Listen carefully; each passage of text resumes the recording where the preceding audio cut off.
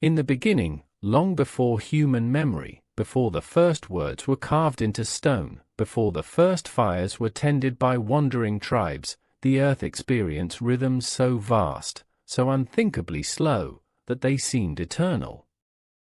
Mountains rose and crumbled. Oceans shifted their shapes and spilled their waters into newly opened basins.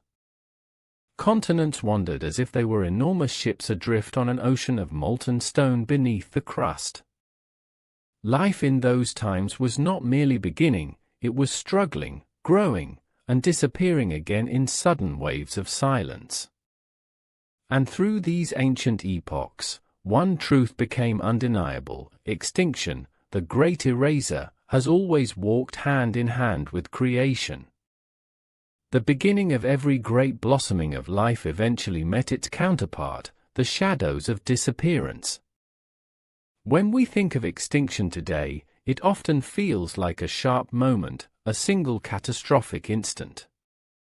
We imagine an asteroid blazing across the empty sky and striking the Earth with the force of billions of bombs, ending in a flash what countless generations of creatures had slowly built. But extinction, when we look closer, is rarely such an abrupt event. It can arrive quietly, like a tide creeping in at night. It can unfold in near silence, generation after generation, unnoticed until the emptiness becomes impossible to ignore. And this is where we ask ourselves the question that leads us into tonight's story: what if the next mass extinction has already begun, here and now, not in spectacular explosions of stone and fire, but in the gradual retreat of voices from the living world around us? To explore this thought, we must first drift back into the past, into eras where the Earth itself seemed unshakable, yet was constantly in motion. Imagine, as your body relaxes and your breathing slows, stretches of time so immense that millions of years pass like the turning of a page. In those stretches, whole lineages rose into glory and then faded as though they had never walked the globe. Trilobites, with their armored shells, once filled ancient seas in numbers beyond imagination, but now, not a single one remains alive. Vast forests of towering ferns once rose where there are now deserts, hosting insects of impossible size, but they too vanished when the climate shifted. And the great lizards, the dinosaurs, reigned over horizons we cannot begin to picture, only to leave behind empty skies after a single catastrophic event. Extinction has always been selective but absolute. A single species may vanish unnoticed, but in certain moments the Earth has rewritten its story entirely. 5 times in the deep history of our planet, life was drawn back almost to nothing, the stage cleared as if by an unseen hand, before new patterns arose. These 5 mass extinctions act as reminders, carved not into books but into stone, bone, and fossil, that survival is never a guarantee, no matter how dominant, how vast, how secure life may seem in one age. Between one breath of history and another, everything can change. And in conjuring these memories, we must pause and ask, could our own time, tranquil in its illusion of continuity, carry within it the signals of another great erasure in progress? When you close your eyes and listen to the world at night, when the hum of distant cities softens into silence, when the only voices are the wind, the leaves, and the secret movements of unseen animals, you may feel the fragility of it all. Life speaks to us softly, but it does not speak forever. Imagine lying in the grass on a quiet summer evening, hearing the layered notes of crickets, frogs, and birds overlapping in a living chorus. And then imagine a night many years later in the same place, where much of that music has thinned, where the gaps between the notes are wider, where the silence begins to outweigh the sound. That silence may not be abrupt, but it grows, and eventually it feels as absolute as the sudden shock of a falling meteorite. This is the silence extinction leaves behind.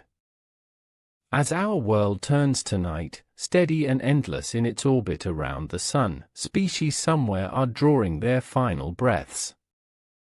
A river dolphin in a polluted stream drifts for the last time to the surface. A forest bird sings a final call in a treetop that will be gone within days, bulldozed into soil for farmland. A flower once pollinated by bees fails to set seed because the bees in that valley no longer visit. These moments are invisible to nearly everyone, yet recorded silently in the vast balance of the planet's living systems. And just as an illness creeps unnoticed before it reveals its weight, extinction spreads invisibly, quietly reshaping the possible futures ahead. But humanity is not simply an observer in this story. We are a central part of this turning. Our civilizations, remarkable and unprecedented in their reach, shape the world in ways no single species has before. We drain rivers, move mountains, alter climates, and scatter waste across land and sea. In doing so, we carve away at the intricate networks built over billions of years. Rainforests that took centuries to form are felled in weeks. Coral reefs that brimmed with a kaleidoscope of fish are bleaching into skeletal wastelands. Plains that once rang with herds of animals now lie in silence. And behind these losses, the question lingers in the air, like a distant echo: have we already crossed the threshold into a new era of decline? The answer is elusive, because extinction does not announce itself with fanfare. If you were transported to the late years of the dinosaurs, you would not see signs immediately telling you the age of reptiles was about to end. Life would have seemed normal, abundant, flowing in every direction. Only with hindsight, spread across millions of years, does the turn become obvious. And so perhaps we too live in such a time, unable to realize the direction we are pushed in, unable to see clearly the scope of quiet vanishings happening all around us. The age of mammals, of humankind, may feel secure, but history tells us that no age is free from the cycles that erase and begin anew. For those listening now, as your mind grows quieter and your body grows heavier with the warmth of rest, let this idea float gently above you, not as a source of fear but of awareness. Imagine the vast night sky turning above, stars uncountable, silent witnesses to every cycle of flourishing and loss this planet has ever known. Somewhere in deep time, the dinosaurs owned the moment just as we do now, never suspecting that their reign would be fractured by fire from above. Somewhere in deep time, creatures of the sea or of the swamp lived abundant lives, never imagining the end that drew closer with every unseen change. And perhaps we, too, are carried in an age that believes it endures but is already sliding, quietly, into change. Yet, there is beauty even in this contemplation, for extinction is not only an end but also a beginning. From every emptied space comes the possibility for new forms to emerge. After the last great mass extinction, mammals flourished, giving rise to new shapes and thoughts, eventually to us, gathered now in this moment of reflection, speaking softly across silence.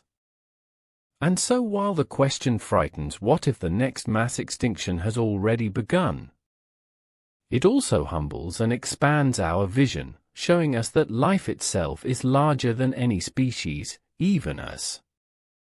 It endures beyond endings, carrying forward in forms we cannot yet imagine.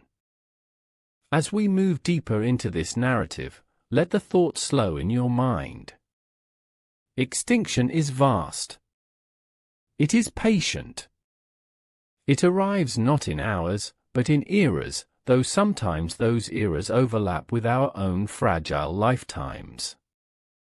Tonight we stand in between, part of a species aware enough to recognize the patterns, but uncertain enough to wonder if we occupy a moment of endings or of continued beginnings. The air you breathe right now is part of the same cycles that sustained creatures long extinct.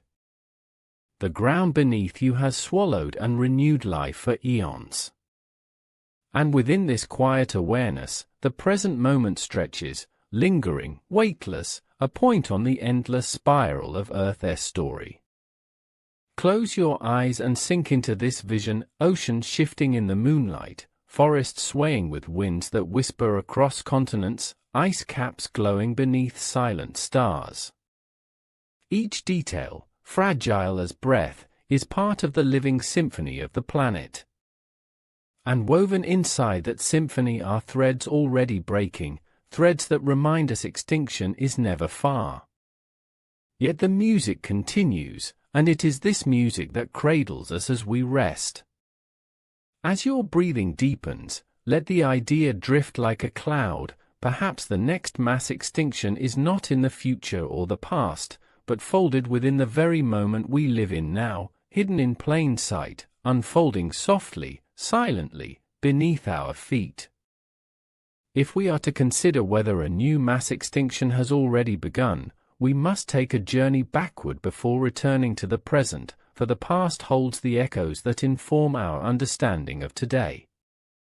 The Earth, long before the first human set foot on its soil, experienced rhythms of destruction and renewal, cycles that toppled dominant creatures and raised new ones. To truly see our place in this unfolding story, to hear the quiet signs that the age we live in may be drawing down, requires immersion into the chronicles written not in words, but in fossils, in rocks, and in the silent testimony of landscapes transformed forever. The first great extinction unfolded more than 400 million years ago, at a time when nearly all life still clung to the oceans.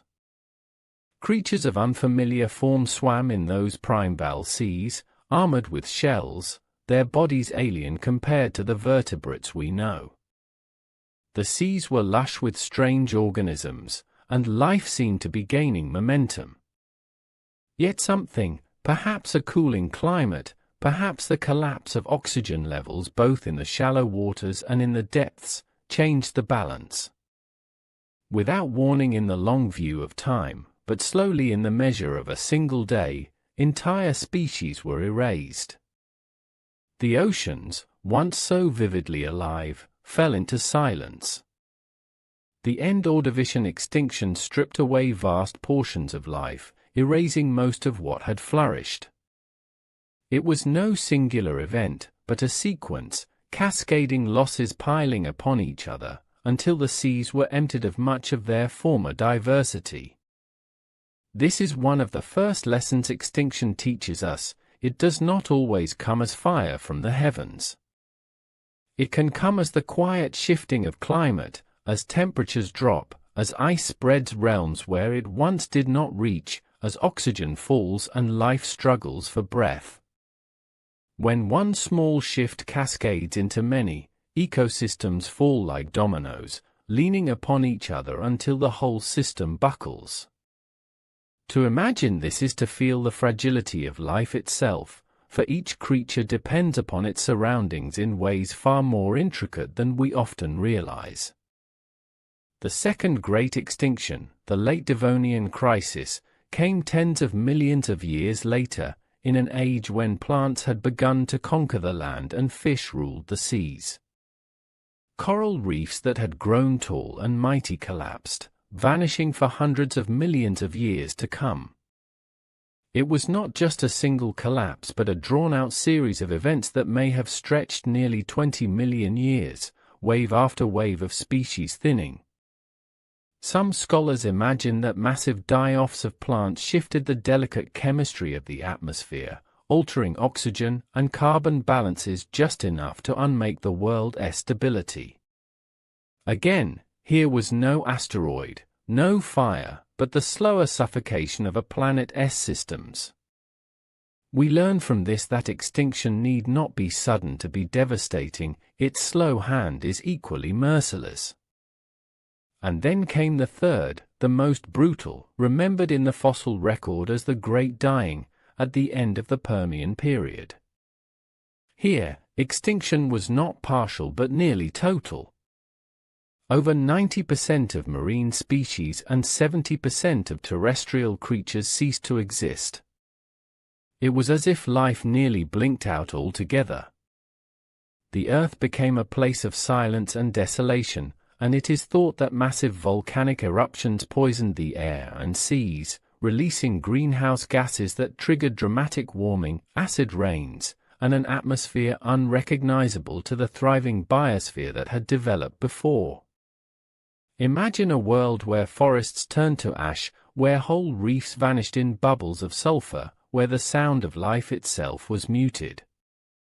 And yet, from that near-total vanishing, some few strains of survival endured. From their endurance, entire new lineages emerged. The reptiles that would one day give rise to the age of dinosaurs survived these horrors, carrying forward seeds of resilience. The fourth great extinction at the end of the Triassic came with its own voice, again tied perhaps to massive volcanism, shifting continents, and abrupt climate disruptions. In its wake, the world was cleared again, allowing dinosaurs to rise to their long reign. And their reign, long and spectacular, dominated Earth's surface for over 150 million years. To live in the age of dinosaurs would have felt like permanence, as though no power could unmake the giants towering in forests, wading in swamps, or flying across skies. Yet time is patient, and destruction waits. The fifth extinction, known in common memory as the End Cretaceous event, was marked by that infamous celestial body, an asteroid that fell from silence into the sky of what is now Mexico. In an instant of geological time, the mighty were destroyed. Explosions echoed across the earth. Ash filled the air and blotted out sunlight.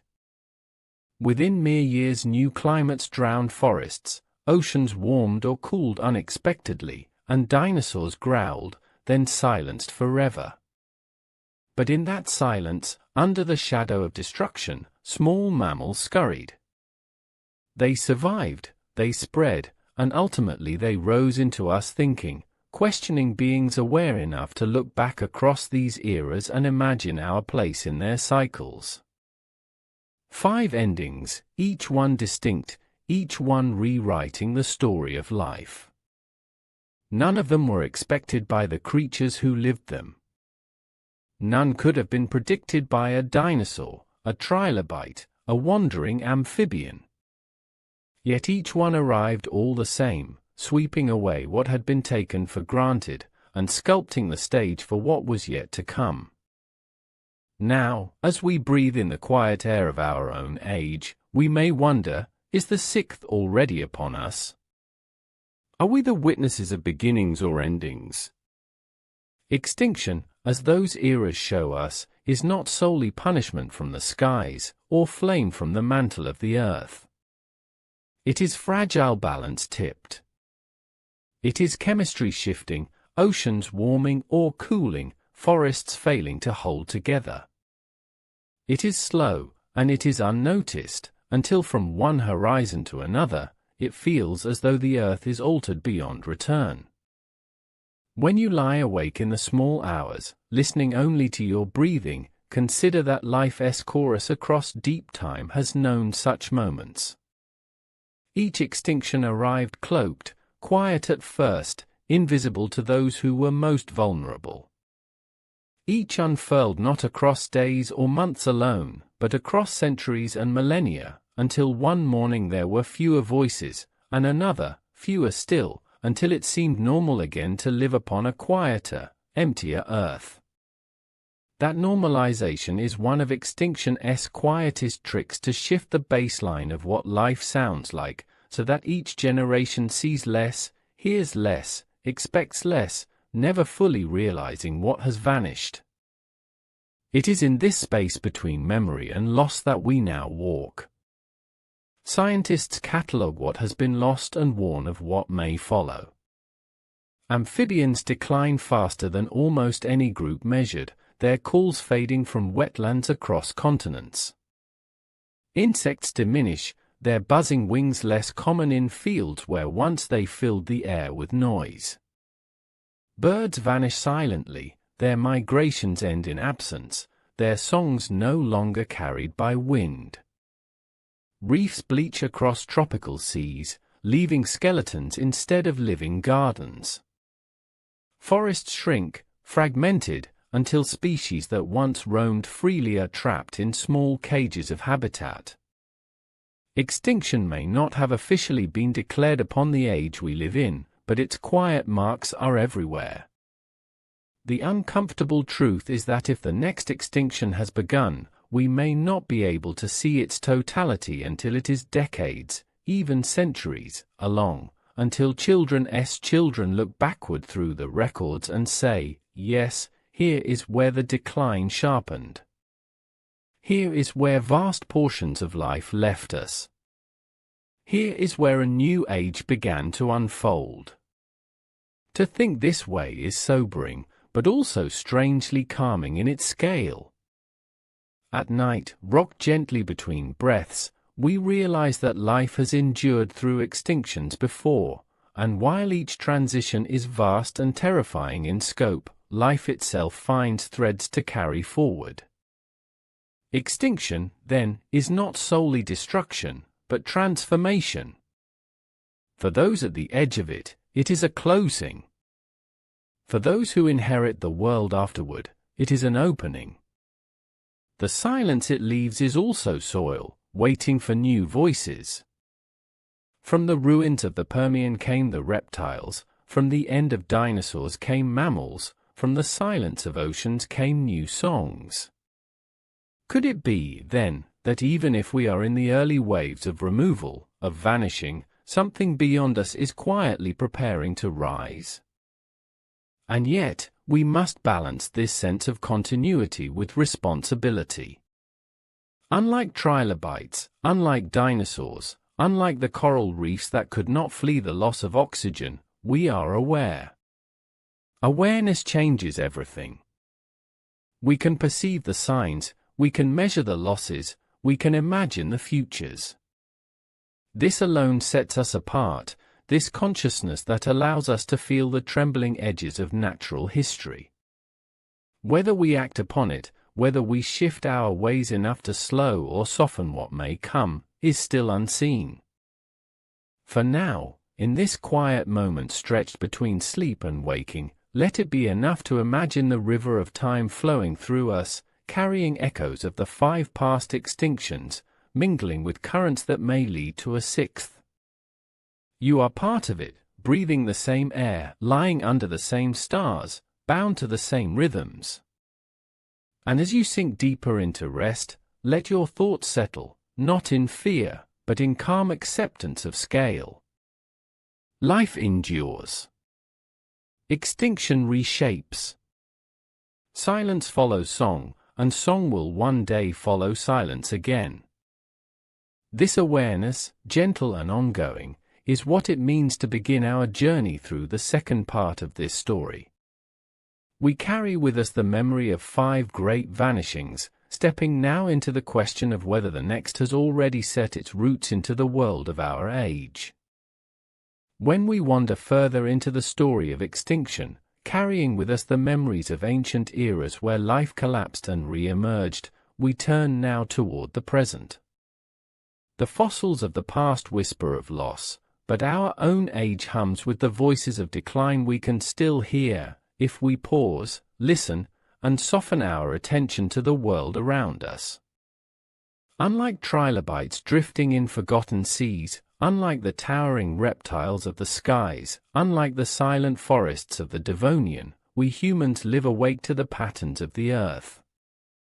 We measure, we record, and we tell stories, even in whispers at night, about the things too vast for any single eye to see.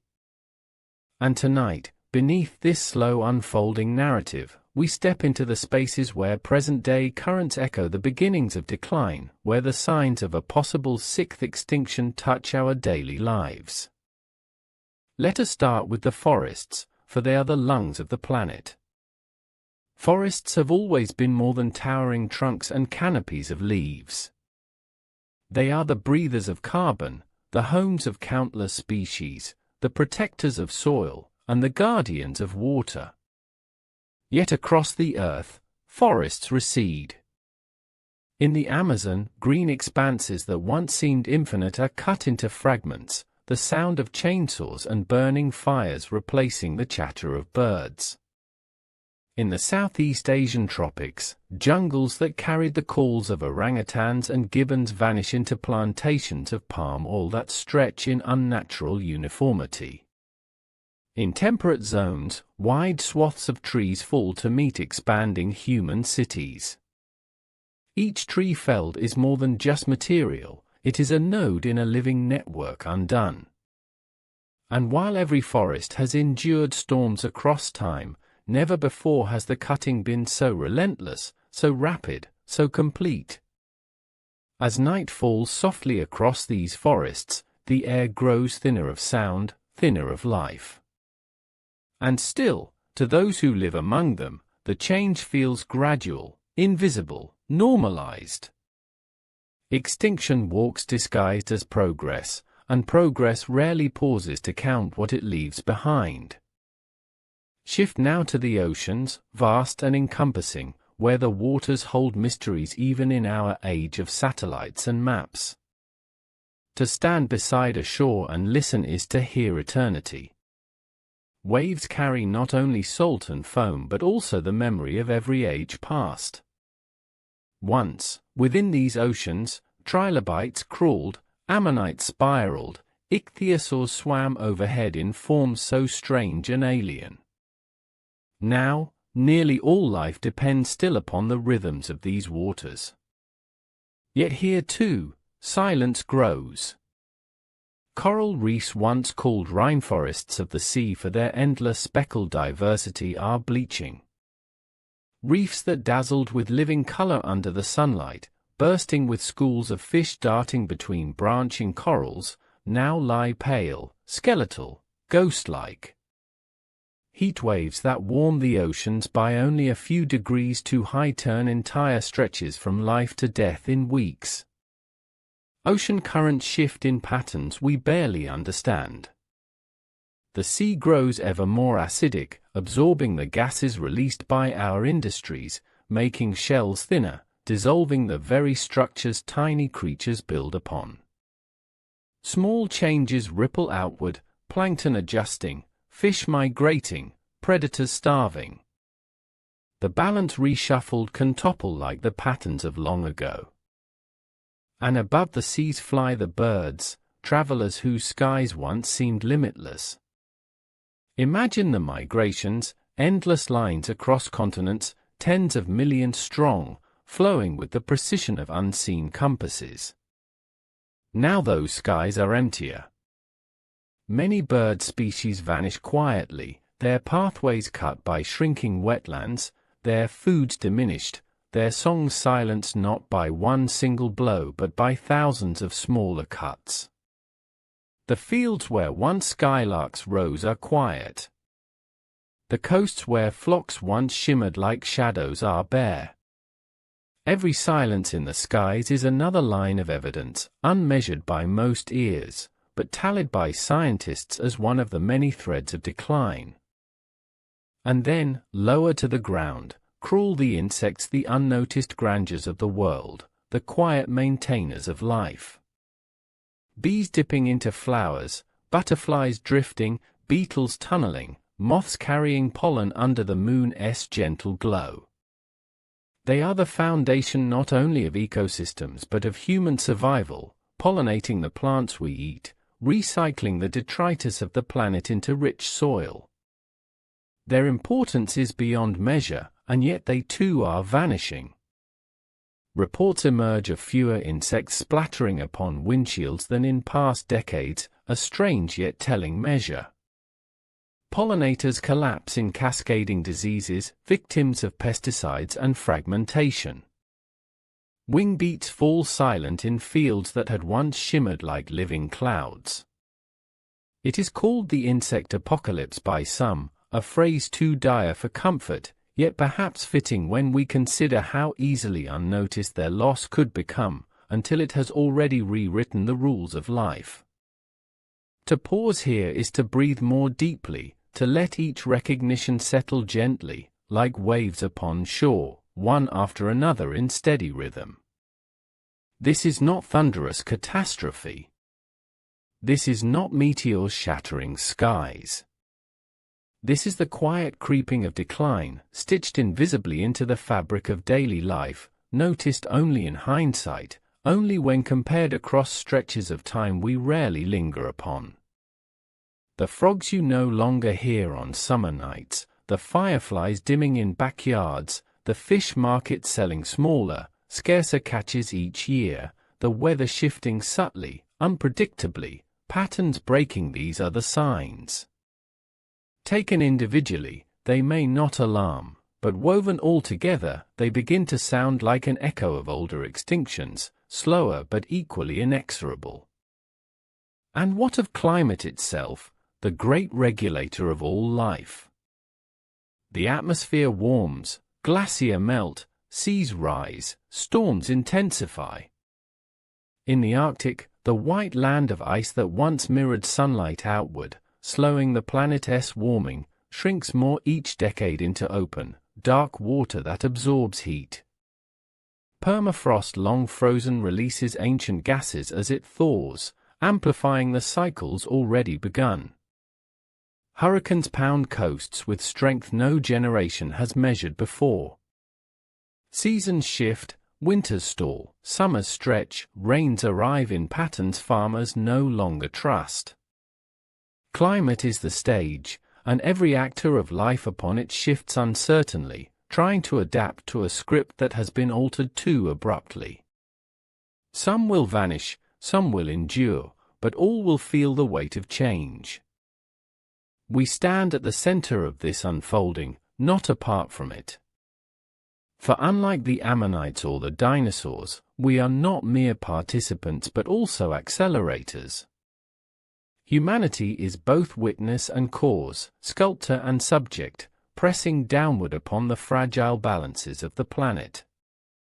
We plow, we pave, we burn, we consume, we spread, reshaping Earth in a pattern recognizable only to our species. And in doing so, we set in motion disruptions larger than ourselves. Never before has one animal altered so completely the systems of the Earth. Never before has one species carried so much awareness and yet so little restraint. Still, even here, the story is not written with inevitability alone. Extinction may be advancing, but life holds resilience. Forests regrow when given rest. Oceans recover when given time. Birds adapt to new routes. Insects return when chemicals are removed. Seeds sprout after centuries in darkness. The resilience is fragile, but it is real. And this too separates our age from those past. We are the first creatures aware enough to recognize the scope of loss and, potentially, to soften its impact. As you listen, as your body softens further into rest, hold this thought as a gentle anchor. What we may be living is an extinction stretched across centuries. Already visible, already measurable, yet not a final silence but a slow reshaping.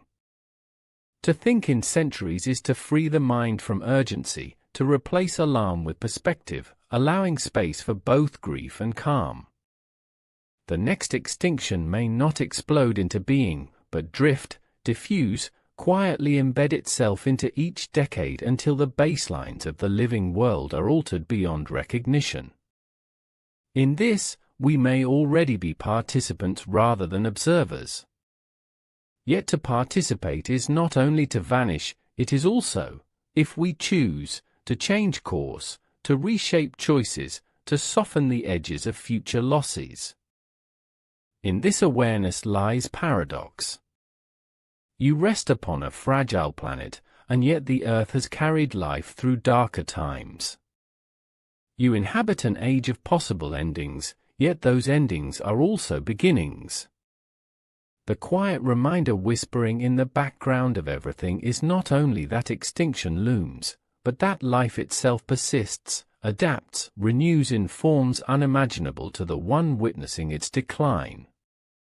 Just as the dinosaurs never knew mammals waited in the shadows, so too we may never know the forms awaiting beyond our own age. We look into extinction not to predict the end of everything, but to understand the shifting of what is, into what will one day be. So let your mind calm into this uncertain vastness. Imagine standing beside a sea whose tides seem eternal, and yet know those tides themselves once flowed elsewhere, filling other basins, across oceans long vanished. Imagine forests whispering tonight, their roots entangled in soils, carrying memories of older extinctions within their rings. Imagine skies holding birds, their wings catching starlight, even as their numbers falter. Imagine insects moving unseen in the dark fields, tireless, integral, still surviving. The Earth holds fragility and endurance both. Extinction is ongoing, yet so too is persistence. And here in the quiet reflection of night, we live in both truths at once. The thought drifts onward, perhaps the sixth has begun not with fire, not with thunder, but with silence growing so gradually that only the watchful can name it. Perhaps it has already entered its first chapters, written not in catastrophes but in reductions: fewer bees, fewer fish, fewer birds. Perhaps the story is unfolding even now all around, as much a part of life today as tomorrow's sunrise. The sixth extinction may not arrive. It may already be here, unfolding beneath our feet, carried on air we breathe, written into the soil we tread. And as you descend deeper into rest, let this awareness cradle you, not in fear but in wonder.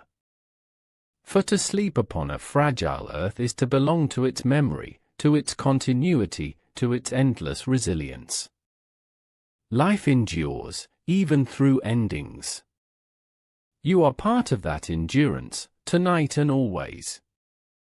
When we journey deeper into this story, we turn now from the ancient echoes of fossils and the silent transformations of forests and oceans, toward the presence of our own species. For while the trilobites had no will, while the dinosaurs had no foresight, while the ancient corals built their reef fortresses with no understanding of coming collapse, we humans move through the world with a consciousness unlike anything that came before. We carry memory, we carry science, we carry imagination, and we carry choice. And it is here, at this threshold of awareness, that the question of the next extinction becomes far more complex. For the possibility that it has begun is not only written in the silence of dwindling bees or the bleaching of reefs, but is also tied to the scale of human presence, to the weight of our footprints pressed into the skin of the planet. Consider for a moment how profoundly life has changed in just the short time our species has existed. For most of human history, we wandered in small groups, hunting, gathering, moving lightly across grasslands, rivers, and forests. We carried tools of stone and left little trace. If an archaeologist looks back far enough, millennia stretch without great scars upon the land. The Earth's rhythms continued much as they had before. Glacial cycles carved valleys, forests advanced and retreated. And yet, in a heartbeat of evolutionary time, everything altered. We learned to sow seeds, to settle, to raise animals in enclosures. We learned to carve metal, to build machines, to draw power not only from our bodies but from rivers, oceans, winds, and ultimately the buried stores of ancient sunlight locked within coal and oil. With that discovery, our species expanded with no precedent. Villages became towns, towns became cities, cities spread into continents. In generations, the planet shifted. The quiet patterns of nature became bent to our design. Forests shrank to farms. Rivers diverted into canals. Swamps drained into construction. Skies grew hazy. The lights of our cities bloomed where stars once shone undisturbed. This rapid transformation, breathtaking in its speed, is itself a dawn and a dusk together. For with it came astonishing growth, art, knowledge, medicine, technology, the profound expansion of life expectancy and comfort for billions. But also with it came fragility, as if by lifting ourselves we pressed the balance of the entire web of life closer to collapse. The same tools and systems that allowed us to thrive have also built the conditions in which decline for others accelerates. Every factory, every car, every field tilled for industry carries within it both light and shadow. And in the quiet hours, reflecting back, we begin to see that what is progress for us is often destruction for the many who share our world unseen. Let us imagine the vast herds that once roamed the plains. North America thundered under the hooves of millions of bison. Africa swelled with elephants and antelopes in numbers beyond measure. Asia and Europe carried aurochs, wild horses, and bears in forests that seemed unending. Now those herds are fragmented, diminished, or gone. The creatures that remain live often not in expanses but in pockets, fenced, bordered, forever close to the edges of human use. For some, like the passenger pigeon whose numbers once darkened skies, the change is total, from billions to nothing. For others, it is still unfolding, their numbers halved, their songs quieter, their migrations disrupted. Each of these vanishings is not random, but tied intimately to our expansion, habitats cut, species hunted, climates altered. And yet, unlike the meteors of extinction past, we have the ability to observe this as it happens. We measure population declines. We record temperatures. We take samples of oceans. We calculate emissions. The narrative is written not only in fossils and in stone, but now in data compiled each year, in charts and graphs and reports that speak plainly of the same story the ancient strata told, abundance changing to emptiness. What makes the present different from the past is not the outcome, but our awareness of the trend even as it unfolds. The question, always returning to us, is whether we turn our awareness into action, or passively observe ourselves into a new emptiness. Imagine for a moment that humanity itself is a kind of geological force. The philosopher and scientist may call it the Anthropocene, an epoch defined not by the drifting of continents or the rise and fall of waters, but by the decisions, patterns, and imprints of a single species. Our mining reaches miles into the earth, our buildings form new mountain ranges of steel and stone, our plastics circulate through oceans, forming drifting islands, our chemicals alter soil and rain. Archaeologists of the very far future might find our traces as a distinct layer, a band in the rock recording an age dominated by us, just as older bands record the ash of massive eruptions or the iridium signature of a cosmic impact. We are the asteroid now, we are the eruptions now, we are the movers of balance in this unfolding drama. And if this is true, then the measure of extinction unfolding around us is both natural and deeply unnatural. Natural, because life has always ebbed and flowed, felt endings and beginnings. Unnatural, because never before has one species carried such a singular impact, such concentrated power, and such clear responsibility. To name this reality is to open ourselves to uncomfortable recognition, but also to possibility. For responsibility cuts two ways: it condemns us as cause, but it empowers us as potential caretakers. The asteroid could never change its course, the volcanic eruption could never pace itself with thought. But humanity, carrying with it awareness and memory, might pause, might adapt, might choose to soften the blow. And this possibility is what carries us gently deeper into the night, for possibility itself is a comfort.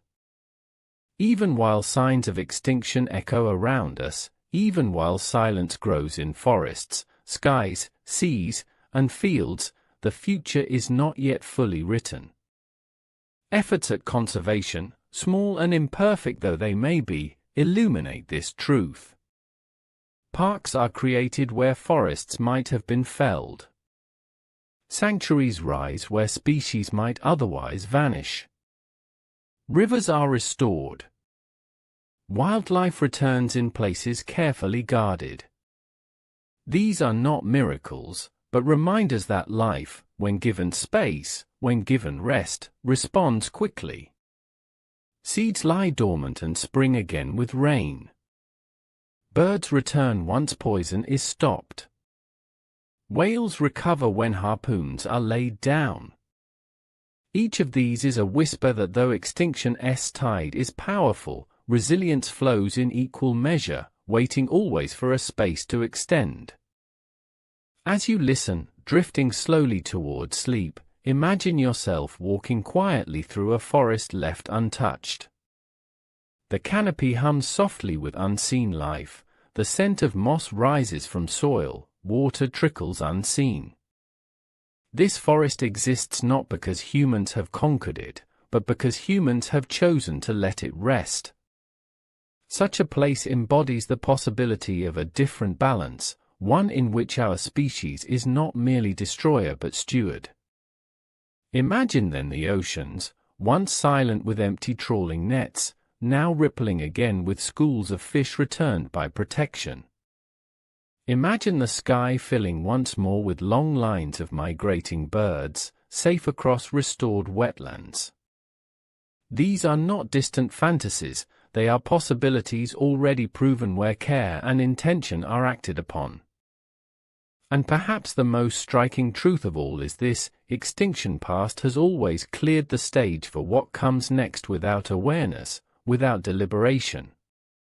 But we live in the first age where what comes next could be guided, shaped, softened by those who see it. That awareness is a gift unique to this moment in time. It is as though the earth has granted us a mirror, showing both the fading of what is and the glimmer of what may yet be, leaving us to choose the role we will play. Shall we be the asteroid, shattering in ignorance, or shall we be the gardener, tending even as storms rise, preserving what can be preserved, knowing the storms will pass but that seeds endure?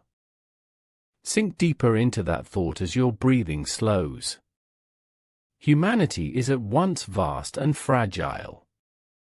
We command fire, steel, electricity, knowledge, yet we depend upon soil, rain, sun, and air in the same simple ways our ancestors once did. What makes us powerful also makes us vulnerable.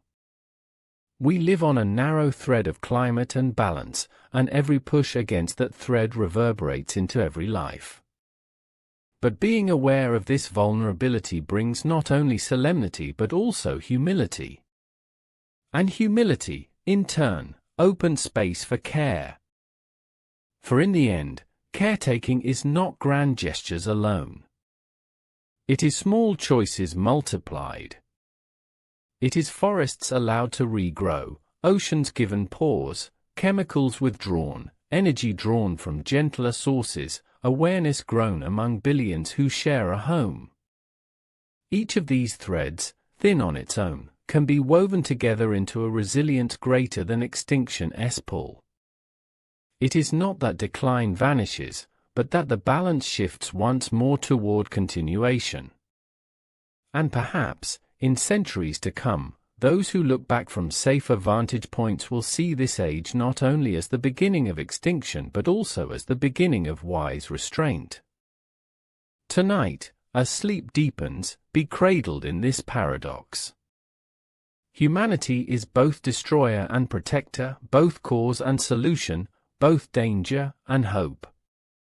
That duality may describe the very heart of our time.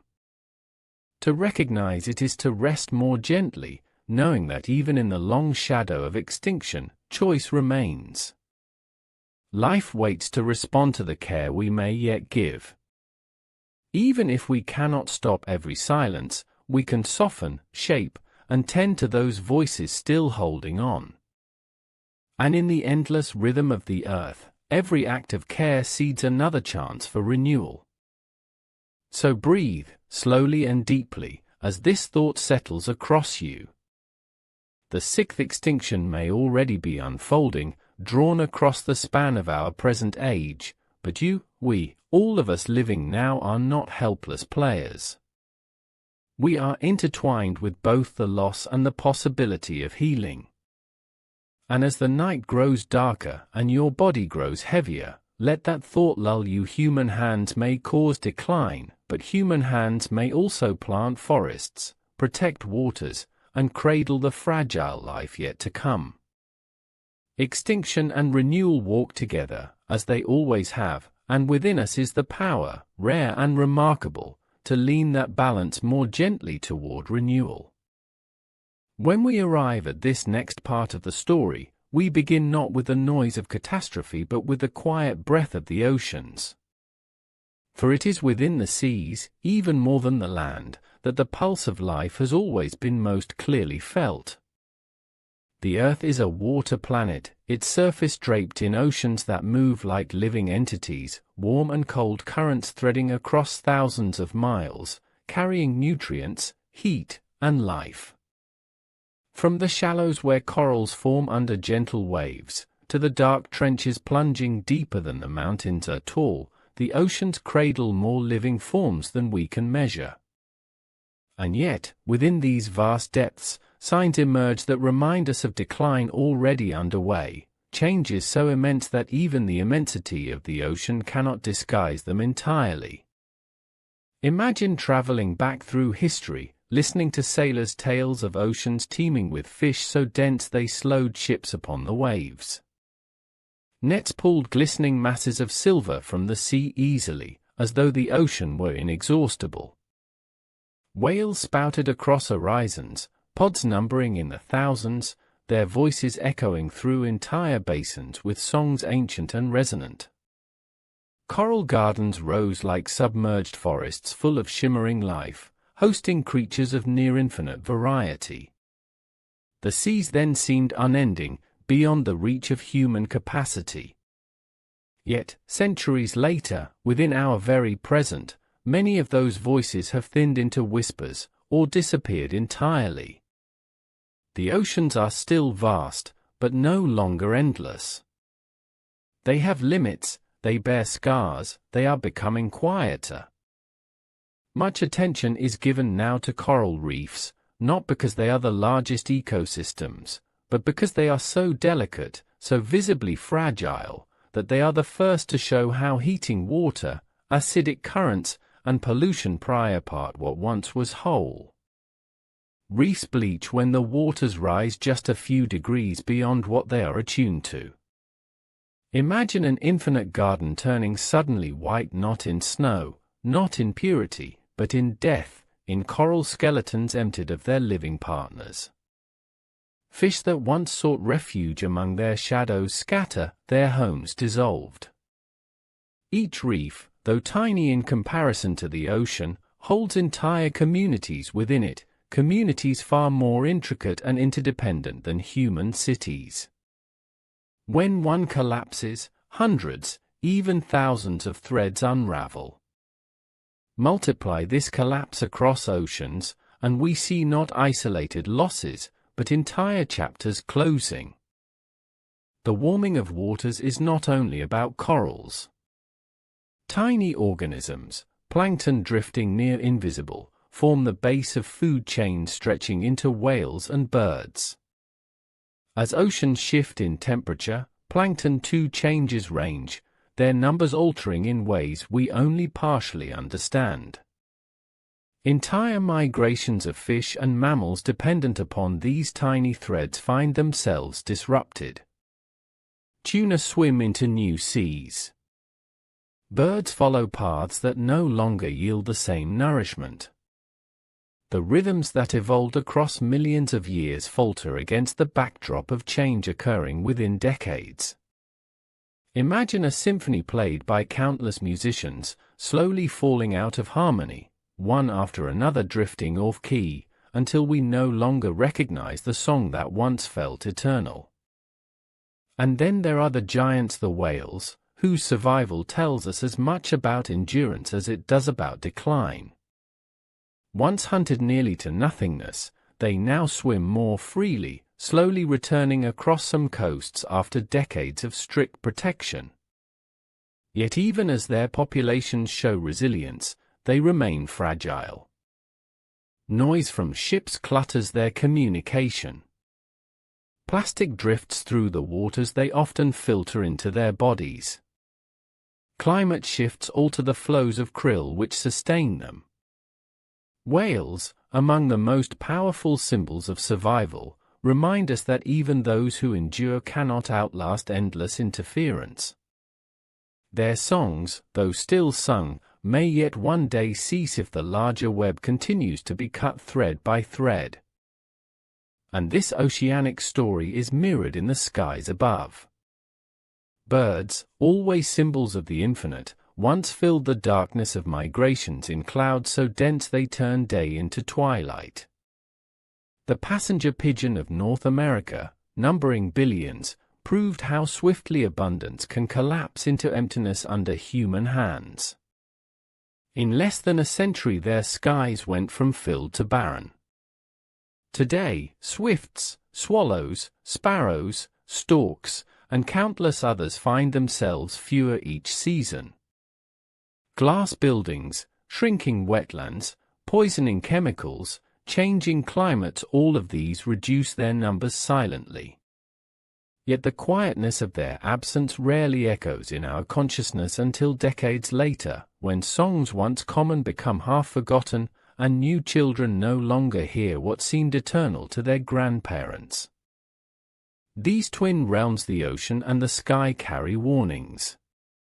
The silence spreading across them is the echo of extinction's beginning, not in fiery impact, but in diminishment of voices once assumed to be infinite.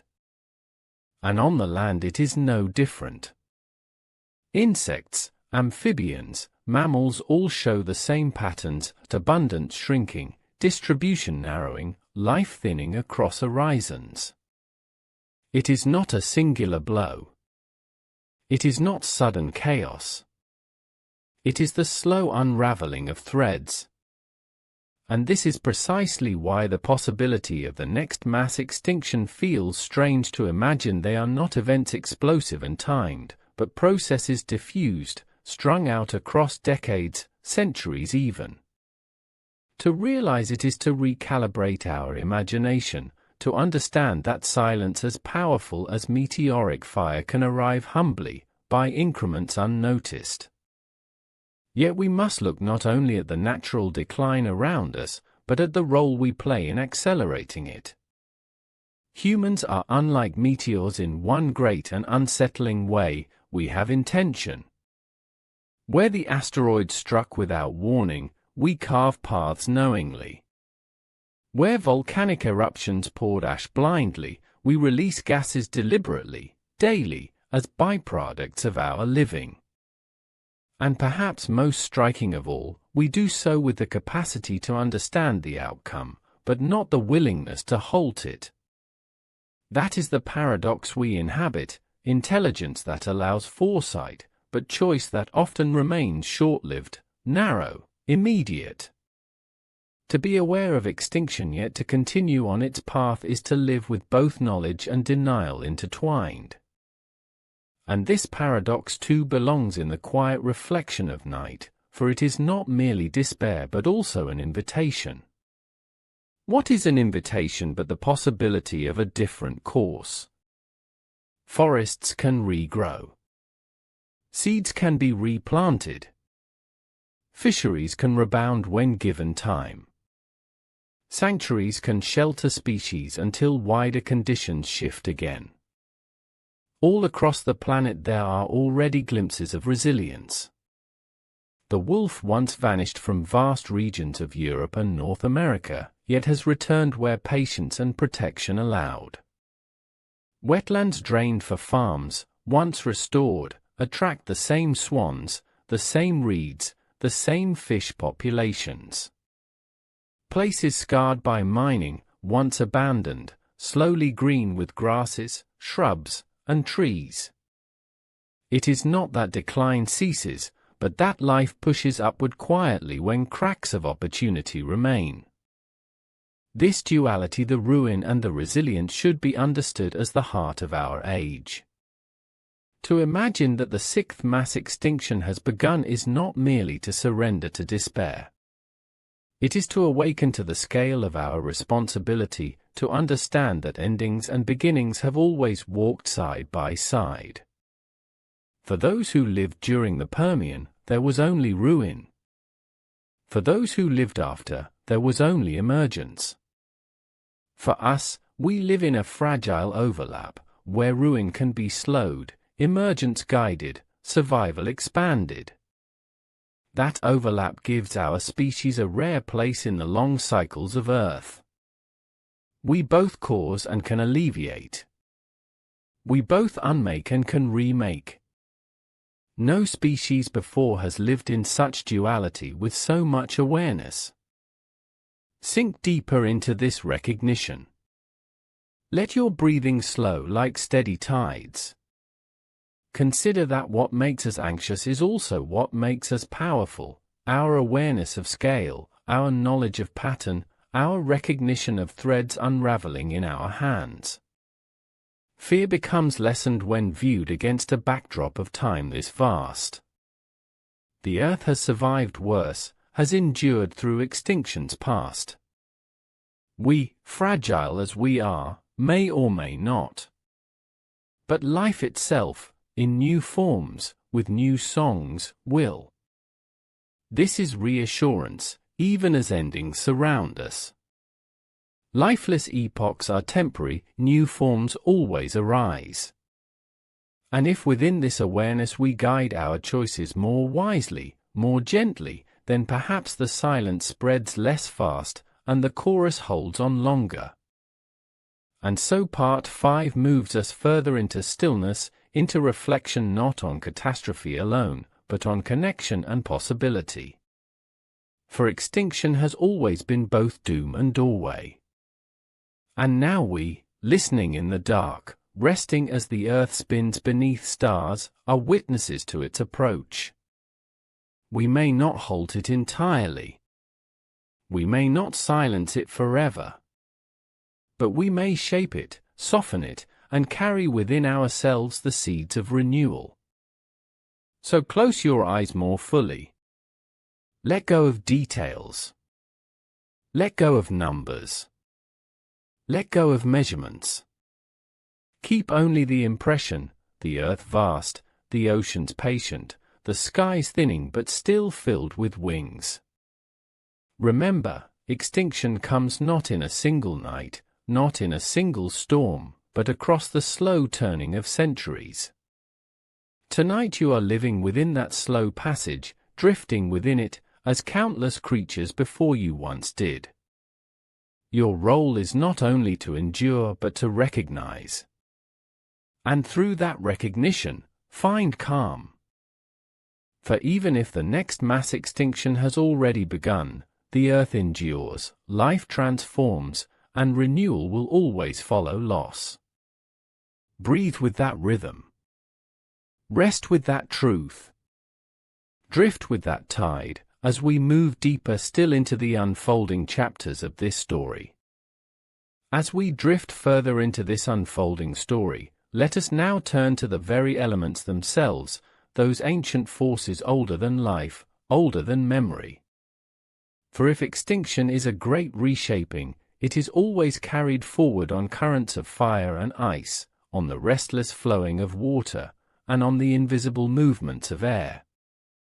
Through these forces the earth has spoken across every age, wiping clean what it no longer carries, and preparing ground for what may yet come. And so tonight, with your eyes closing gently, body heavier with rest, let us walk slowly through these elements, following how they speak of our time, and how their voices hint that the sixth extinction, if truly begun, moves upon their tides. Begin with fire, the oldest of destroyers and creators. Fire has always carried two faces. It blackens forests, but clears soil for new growth. It terrifies, but it also fertilizes. Across the millennia, lightning set infinite woodland blazes, changing landscapes in ways no creature could control. Some seeds only crack and open by flame, their shells broken by heat. But now, fire has returned in new abundance, no longer only as nature's rhythm, but a symptom of imbalance. Each year now vast swaths of forests ignite, flames stretching farther, hotter, faster. Australia burns, California burns, Siberia burns, flames dance across the Amazon. Each blaze erases countless unseen lives, insects caught in smoke, small animals fleeing too late, trees with roots snapping under embers. What once were occasional cycles have become constant, each year layering smoke upon air, each year pushing species further from endurance. Fire is no longer the gentle regenerator alone, but the declaration of imbalance. Something shifted, something already unraveling. Volcanoes once triggered mass extinctions with poisonous fumes. Today, human flares ignite in similar scale, reshaping climate, warning that fire's hand is once again reshaping the book of life. Yet if fire speaks of heating, then ice tells its own story of retreat. High in the polar zones, in glacier that stood for hundreds of thousands of years, ice records time. Each layer carries seasons past, storms, volcanic ash, pollen, breath from forests long vanished. For so long, these frozen archives stood unbroken. Yet now, they melt into rivulets, into torrents, into seas. Glacier collapse in sheets, ice shelves crumble with sounds like thunder. The Arctic grows blue where once it reflected white. What is melting is more than beauty, it is balance itself. For ice cools the planet, it shapes currents in oceans, it holds waters steady. Its withdrawal does not only raise seas to swallow coasts, but shifts climates everywhere, altering winds, redirecting rains, disturbing the gentle stability upon which species depend. Past extinctions have always carried signals in ice. When glaciers advance, when they recede, life reorganizes, sometimes collapses. The melting before us whispers the same, a shift so massive that the ground beneath all living things tilts. As ice fades, the stage for change expands. And if silence follows, it may be the silence of species unable to follow the speed of thaw. Water, the patient element, speaks in floods and droughts alike. From the earliest origins of life, water has been womb and cradle. It flows, stagnant nowhere, forever cycling from sea to sky to ground. Yet water too has grown chaotic under our touch. Rains falter where they used to nourish. Deluges arrive where once they only sprinkled. Drought grips whole regions, pressing creatures to abandon traditional homes. Rivers run slower, thinner, strangled by dams. Aquifers sink as extraction outpaces replenishment. And again, extinction already treads here, for when water shifts, life follows or dies. Amphibians disappear when pools dry. Fish vanish when streams are cut. Migratory routes wither when rivers no longer pulse. Each loss is local, invisible, but together they mark the reshaping of entire patterns. Just as in ancient times, when oceans acidified, when seas rose and emptied shelves of life, so too today water begins its transformation. It is not yet final, but it has begun. And the wind, breath of the planet, carries its own warnings. Invisible yet powerful, air holds the balance of gases, the thin veil upon which all life relies. Oxygen, carbon dioxide, nitrogen all blended in harmony, refined through billions of years of photosynthesis, respiration, volcanic release, ocean absorption. It is within this balance that lungs learn to breathe, that cells learn to persist. And yet now, the balance is disturbed. Layers of greenhouse gas thicken the blanket, trapping warmth that would otherwise escape to sky. Methane, released by thawing permafrost and human industry, accelerates the warming. Smog settles in cities, choking bird and insect alike. Acid rains fall from industrial clouds.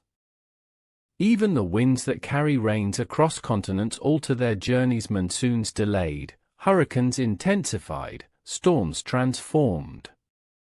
To breathe in this air is still to live, but for some creatures, the change has already tilted futures, coral polyps sensitive to turning acidity, insects helpless to pesticide in droplets, forests struggling to respire under stress.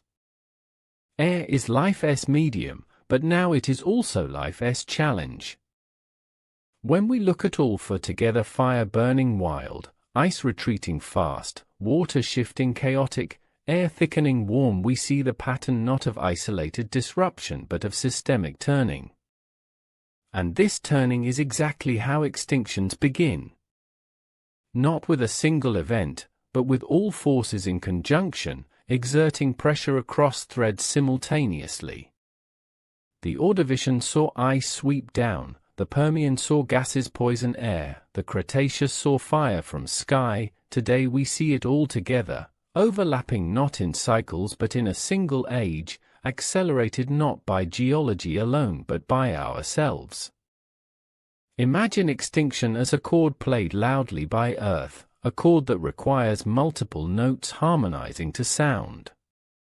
Fire, ice, water, and air align now into dissonance, their combined song resonating through every ecosystem. Forests burn, coasts flood, climates warp, species vanish. And yet, just as a chord may waver from discord to harmony, there remains the possibility of rebalancing. For though the elements are immense, their interplay can still be soothed, fires reduced by care, ice preserved by restraint, water restored by healing, air cleaned by change of choice. But only if humanity shifts its rhythm. And here is where the quiet of this narrative deepens. For lying in darkness, wrapped in silence, we recognize that life around us has always been sustained by these elemental balances. Every breath we take, every sip we drink, every seed sprouting above soils all arise from the steady intertwining of fire, ice, water, and air across time. When they shift, we shift. When they collapse, we collapse. Their story is our story. Their imbalance is our warning. And when extinction murmurs, its voice is theirs. Pause now. Feel the air entering your lungs. Imagine the coolness of distant glacier, the dampness of rains, the warmth of flame, the whisper of the breeze. All still exist, all still nurture. Life continues even now, even under stress. For as much as the elements bring struggle, they also bring renewal. Fire regenerates soil. Ice shifts and carves landscapes anew. Water heals dry plains when rains return. Air clears after storms. They balance, always, even when tilted. And through that balance comes resilience. Extinction comes, yes, but within extinction always waits continuity. As part of this continuity, humanity itself remains deeply interlaced with every element. We carry fire in our homes, water in our bodies, ice in our history, air in every breath. Though we may feel apart, we are inseparable. That inseparability is perhaps why our present moment matters so. For in accelerating these elements, we accelerate extinction.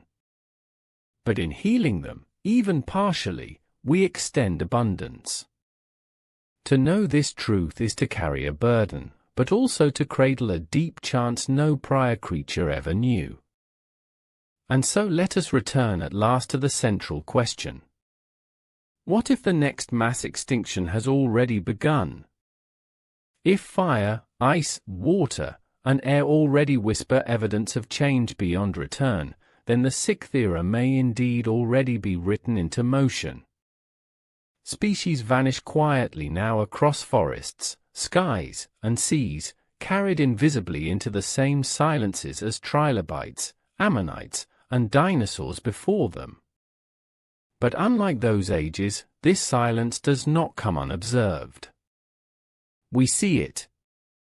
We measure it. We feel it. And in that awareness, something unique is born, not inevitability, but choice. As exhaustion deepens tonight, you may feel the vastness of this cycle reaching far beyond any single lifetime. That vastness can feel heavy, but it is also soothing, like waves stretching into eternity. If extinction has truly begun, it is not a catastrophe of this second, not a collapse of this hour. It is a slow turning of centuries, vast and gradual. And within that slow turning there is still time for compassion, for change, for resilience to blossom. Nothing is fully lost yet. The future quivers uncertain, meaning that renewal remains possible. Close your eyes more fully now. Imagine fire flickering to warmth, not devastation.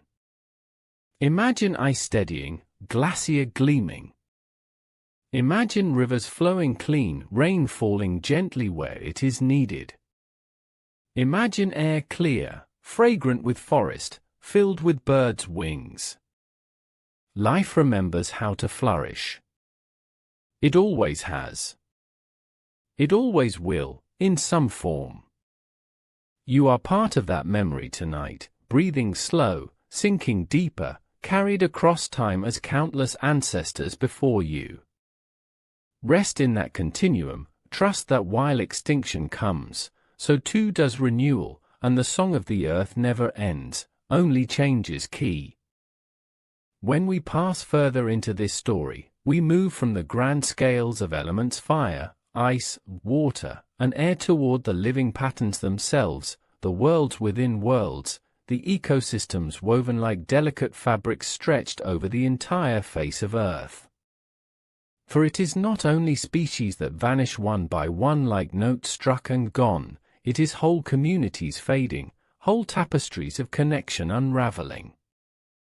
And if the sixth extinction is indeed unfolding now, it is not merely an ending of individuals, but of entire living systems whose resonances once anchored stability across the planet. To imagine an ecosystem is to remember that no life stands alone.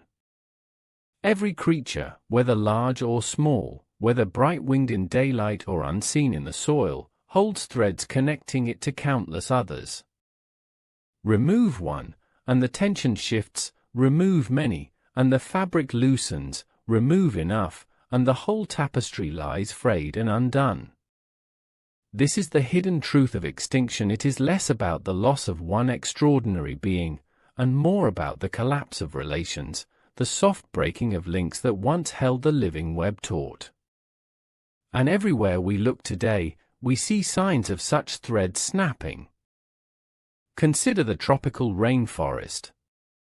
Imagine walking slowly under the canopy, filtered light breaking into patches, humidity heavy with life, voices layering from unseen heights.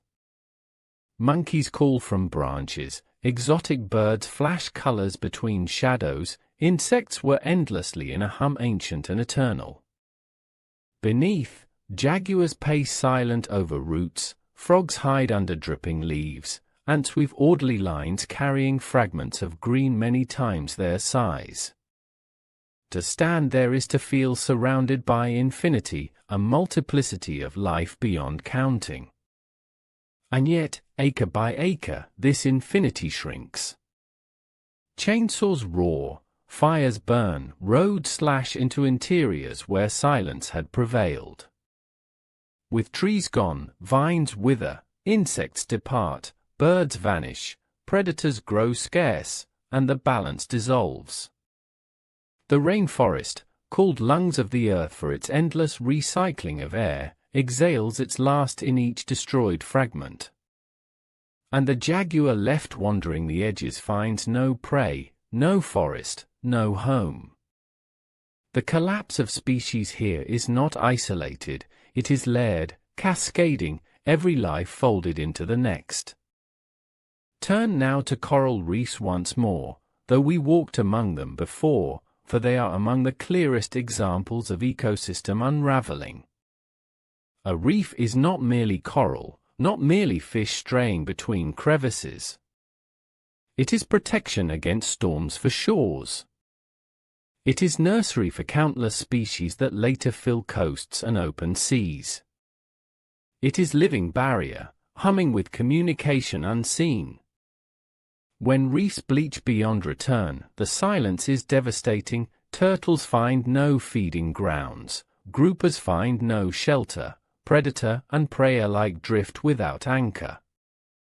Entire coastal communities of humans, too, lose fisheries, lose protection, lose heritage. The reef collapses not in isolation, but in a web undone, echoing far beyond its skeletoned remains. And the silence spreads outward like ripples. Or look upon wetlands, the overlooked guardians of the earth.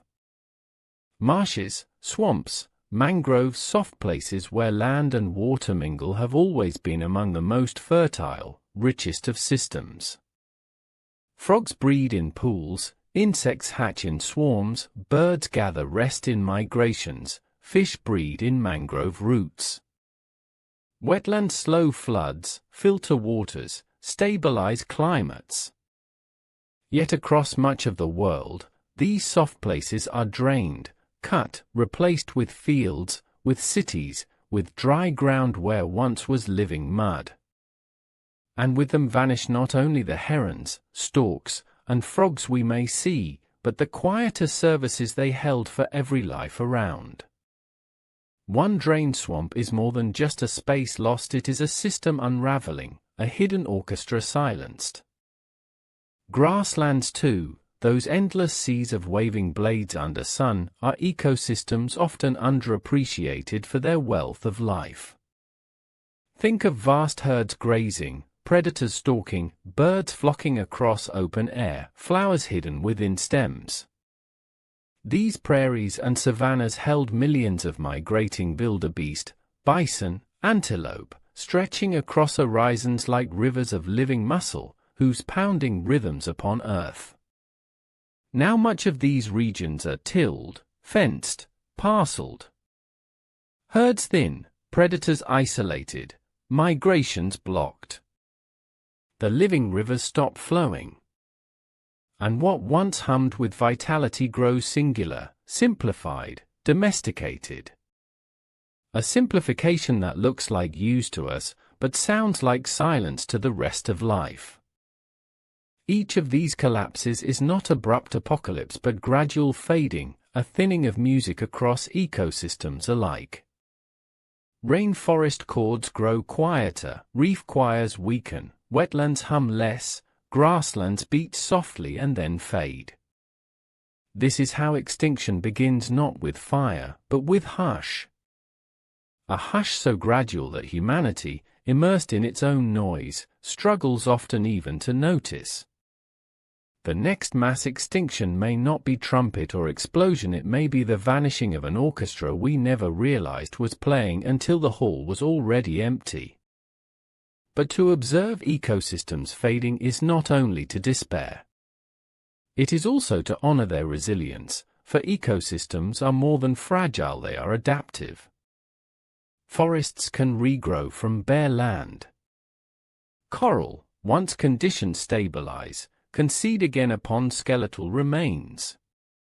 Rivers, once freed from dams, can flow and reforge new wetlands in seasons. Grasslands, when herds are restored, rebound with flowers and predators alike. The memory of systems is written deep into seeds, into soils, into the coded instincts of animals awaiting return. Like giants sleeping, ecosystems rest ready to awaken again if granted pause, if granted mercy. Silence is never final as long as some remnants remain. This resilience is critical to remember in the delicate state of our present. For even as we may already be within the unfolding of extinction, the continuity of life remains woven alive even now, refusing collapse until the very last thread is cut. And in this refusal lies hope. Where humans step aside, ecosystems surprise us with speed of recovery. Wolves released into Yellowstone shifted not only deer populations but reshaped rivers as forests recovered. Whales protected in oceans saw krill rise, birds thrive, balances reform. Birds reintroduced in continents once empty returned songs to skies quickly, as though memory of abundance returns with them. These are the signs that collapse is never complete until nothing remains, and while something remains, resilience waits. As you lie listening, surrendering deeper into rest, let this thought cradle you: ecosystems are collective beings, more vast than any of their parts. They, not individuals, carry memory through time. And their memory stretches even through extinctions. For when systems collapse, seed forms remain hidden. Life always buries fragments, waiting for conditions to turn. Even in oceans poisoned, some plankton endure. Even in scorched forests, seeds wait beneath soil. Even in frozen tundra, spores hibernate millennia to open again.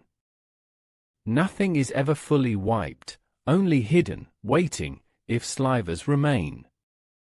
This awareness alters how we hear the question again. If the sixth extinction has begun, then what is truly unfolding is not only vanishing but sleeping. Some ecosystems will not recover until centuries pass, but their memories endure in fragments left behind. To frame extinction this way is to soften its terror. It is not final annihilation, but transformation and suspension. What ends for one age waits for resurrection by another. Silence is part of the song, but not the end of the song. And here humanity again finds its role sharpened. For though extinction in past ages left only ruins for nature to slowly rebuild, we now can choose to conserve fragments deliberately, to ensure that when silence passes, seeds remain to sing. Conservation, then, is less about holding back ultimate fate and more about guarding memory, keeping enough alive that resilience is possible after. To keep fragments safe is to act as midwives for future renewal. To know this on such a scale may bring comfort. Humanity may be the destroyer, but it may also be the protector of memory, guardian of strands awaiting tomorrow. Sink into this paradox. Extinction unfolds. Ecosystems unravel. But resilience waits. Some endings are beginnings suspended in time. The rainforest clears, but soil beneath holds seeds of forest yet to come. The reef whitens, but pockets still glow with life that can expand again in calmer seas.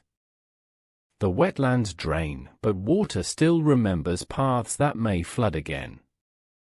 The grasslands fence, but wind still carries scattered seeds of forgotten flowers. All is temporary, even silence. So breathe slower now. Imagine jungles returning in dream, roots sprouting across ruins, vines slowly curling. Imagine oceans dark at first, then luminous again, coral colors re-emerging like dawn. Imagine swamps filling once more, frogs croaking, insects shimmering, birds rising in flocks renewed.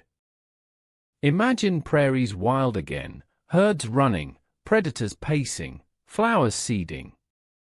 These are not illusions, they are possibilities, sleeping giants of ecosystems awaiting the pause. You, resting now, are like them settled into stillness, but carrying deep memory, deep continuity, waiting for renewal. Thus Part 7 carries us deeper into the question, not with fear but with reverence. For if the sixth extinction has begun, then we are also living in the threshold of memory itself, where what disappears is not gone but folded into the Earth's archives, waiting, always waiting for resurrection, reshaping, retelling in another age. And to know this is to rest more peacefully amid uncertainty, for we belong not only to endings but also to the eternal tide of renewal. As we journey onward into this narrative, moving deeper than oceans, forests, or even the elemental forces of wind and fire, we begin to enter the hidden landscape of the human mind itself. For alongside ecosystems and species, alongside glacier and reefs, there exists another theater where extinction unfolds, the realm of our stories, our myths, our collective imagination. If the sixth extinction has begun, it is not only written across the maps of forests cleared or oceans bleached, it is also forming quietly in our dreams, in the symbols, images, and metaphors by which we measure meaning. Extinction is not only an ecological event, it is a psychological and cultural one as well. Humanity, unlike trilobites or mammoths, must narrate its own vanishing potential. And this act of storytelling both terrifies and soothes us. Every culture has carried tales of destruction and renewal. In Mesopotamia, floods swept across myths like tidal waves, erasing and cleansing worlds, leaving seeds of life to begin again. In Norse memory, Ragnarok thundered with fire and frost, wolves devouring suns, oceans rising, gods falling, only for a renewed earth to bloom from the ashes of combat, green and gentle once more. In Hindu traditions, time is a cycle stretched across vast Kalpa, worlds created and destroyed in rhythms too long to imagine, each collapse not an ending but simply a breath within infinity. Indigenous traditions too remember storms, floods, fires, and rebirths, their mythologies framing endings as preludes, not as conclusions. Across every land, every people, extinction has already been dreamt, always feared, but also always envisioned as doorway, not prison. These myths were not accidents. They arose because people saw the fragility of life all around. Floods swept villages, fire scorched forests, drought-thinned fields, plague silenced voices. Human beings, fragile, mortal, saw endings not as rare events but as normal rhythms. And so they internalized them into stories, giving symbol to the inescapable truth that all life moves in cycles. To live as human is not only to breathe and eat, but also to imagine, to cast patterns across chaos, to find meaning in endings. Without story, extinction would be unbearable, mere silence. But with story, extinction becomes narrative, silence recast as part of unfolding song. And so today, as scientists speak of biodiversity loss, of climate tipping points, of ecosystems unraveling, our minds translate these numbers into modern myths. We imagine firestorms consuming cities. We imagine barren wastelands stretching across deserts. We imagine seas flooded over coasts where towers once stood. Cinema, literature, painting all feed these visions. Whether dystopia or utopia, apocalypse or regeneration, our culture continues the ancient task, telling extinction through story so we may endure it psychologically, even as it arrives in real life with quiet increments. Pause here, breathe, let this recognition sink beneath your drifting thoughts. Humanity tells stories of extinction because it cannot help but do so. Each story is both a warning and a balm. Each image of collapse is also a ritual rehearsal of grief, a way to feel in advance what may come, and thereby soften the impact. We ritualize the incomprehensible so that, when silence grows, it may not overwhelm but instead be carried with some measure of understanding. But these myths do more than soothe, they shape choices. If we believe extinction means absolute finality, we may act in despair. If we envision extinction as cycle, as gateway to renewal, we may accept it passively. If we tell ourselves, instead, that extinction is warning not to be fully avoided perhaps, but softened, mitigated, delayed, we may then act as caretakers, striving to preserve what remains for another dawn. Which story we tell will echo into the choices we make as cultures, as species. And thus the sixth extinction, if indeed it already unfolds, is not only ecological, it is mythological. It is shaped by which narrative billions of humans choose to believe while they live through it. Let us walk softly through one more aspect of this, memory. Myth is the vast imaginative layer, but memory is the intimate one, the lived perception of change between generations. An old man recalls frogs calling across rice fields in his childhood, now gone silent. A woman remembers fireflies filling her grandmother's yard in summer nights, now absent. A child may never know skies flocked with hundreds of birds, only ever seeing small handfuls. This is called shifting baseline syndrome by scientists. Each generation normalizes its diminished world, forgetting the abundance of the past. But on the level of myth and memory, it carries deep consequence, for our very idea of normal nature is shrinking. Imagine this: your grandparents' wilderness is not your wilderness will not be your grandchildren's. Extinction filters what we can even imagine. What is lost may eventually be forgotten. Sleep now into this awareness, that myths once told of great floods not only because of dream but because of memory of real floods, magnified through story. And one day, our descendants may tell myths of a time when forests stretched infinite, when whales crowded seas, when insects filled air in glittering clouds. They will tell it as story, not memory, because they will not have seen it themselves. This is part of extinction too, the transfer of reality into myth, of abundance into memory, of memory into story, and finally into absence. Still, not all stories must end in sorrow. We have within us also the power to tell stories of renewal, of resilience, of life recovering after collapse. Already there are myths of earth healing, of rivers returning when pollution ceases, of animals expanding when protected, of skies clearing when emissions fall. During the quiet months of global human pause in recent years, people looked to skies and said the stars were brighter, animals walked cities, air smelled cleaner.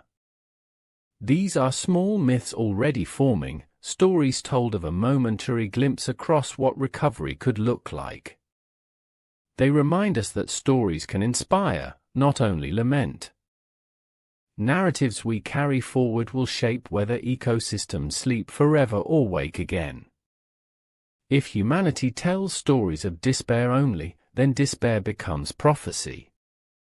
If humanity tells stories of chance, of possibility, of guardianship, then guardianship breathes into actions. We live not only through biology but through imagination.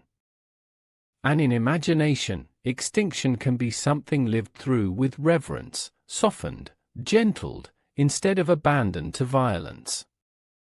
So here in Part 8, we descend not into forests or oceans, but into our own dreaming. For dreams are ecosystems of symbols, just as delicate, just as resilient. Humanity dreams of endings that frighten, but also of beginnings that inspire. Each myth remembered is a seed planted for tomorrow, a memory not only of what was lost but of what could be reborn. You, listening in twilight, are part of this dreaming. Your mind drifts with images of forests, of seas, of skies, of worlds past and possible. In your own quiet thoughts you give shape to futures not only your own, but the planet's. And so let this slow recognition ease you toward rest. The next extinction, if it has already begun, lives within ecosystems outside and within myths inside. It is as much story as it is reality, as much dream as it is forest. What we tell ourselves about it will echo as powerfully as the burning fields or melting ice. We are myth makers, and myth makers always plant the seeds of the next age. Close your eyes now. Imagine stories like stars, scattered across darkness, each one illuminating fragments of truth. Some tell of floods, some of fire, some of collapse, some of rebirth. Altogether they weave constellations by which humanity navigates its course. Even in endings, constellations shine. And long after even extinction itself is written, stories will remain, in whatever human, or beyond human, minds remember and retell them. The silence of species may fall, but the murmuring of stories will cradle what comes next, carrying myths from one age into another, cradling memory through loss into renewal. To move forward from the myths and memories of humanity is to let go of the immediacy of our own age, and to drift into visions far beyond our lifetimes. The sixth extinction, if indeed it has already begun, will stretch not across mere decades but across centuries, perhaps millennia. Its unfolding will outlast kings and governments, cultures and languages, perhaps even humanity itself. And so, to contemplate extinction is also to contemplate what lies beyond, in the hazy horizons of time millions of years ahead. It is there, in the future Earth, that life's resilience will play its quiet hand once more, reshaping the ruins left behind into new abundance, new orders, new voices rising into the air. The imagination required to picture a far future is vast, but let us attempt it gently, allowing each possibility to drift like a cloud across our resting minds.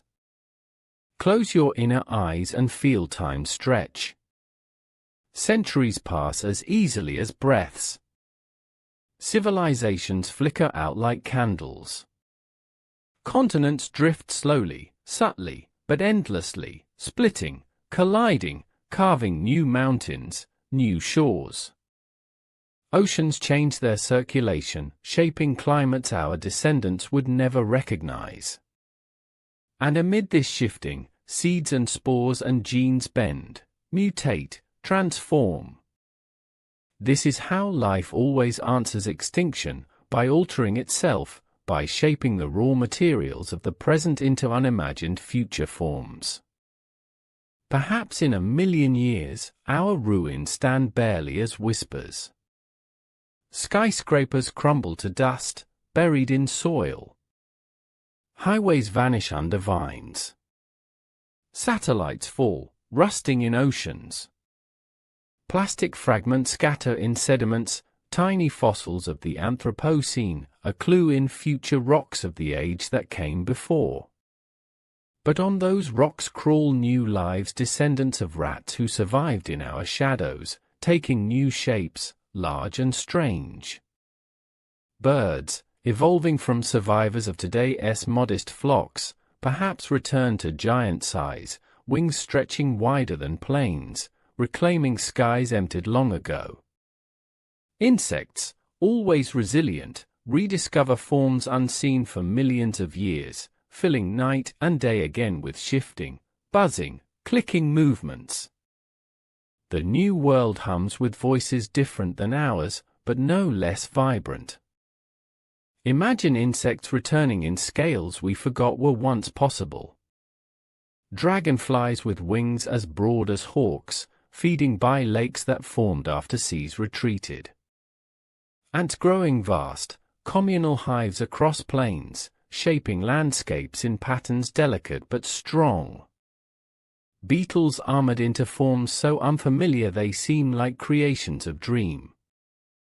The sixth extinction would have cleared room, and in that room, life always experiments, always reshapes.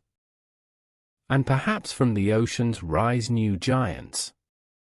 Whales may be gone, but other mammals or fish may take their place.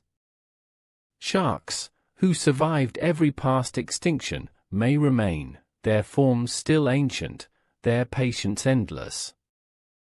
But alongside them, new swimmers may adapt unheard symphonies of clicks and songs, filling oceans once again with sound. Even reefs, lost in bleaching, may be replaced with new builders, creatures who calcify differently, defying acidity. Where corals failed, other architects may succeed, carving new cities beneath waves.